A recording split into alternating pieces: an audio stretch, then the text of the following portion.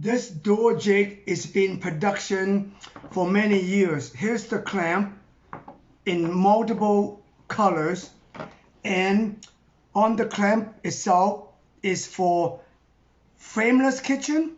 This is what you use for frameless kitchen. This is what you use for frame kitchen.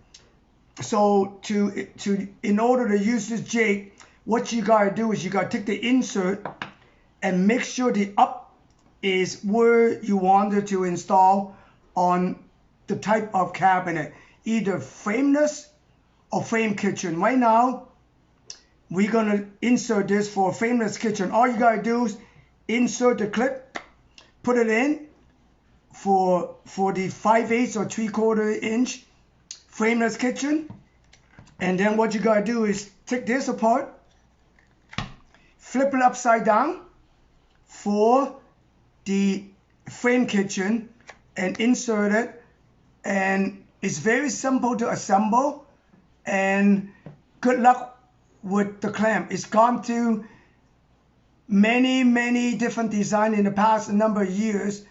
This is the best design that I come up with for this moment. Do not overload the device. I would say the maximum it's good idea weight is between 10 and 15 pounds.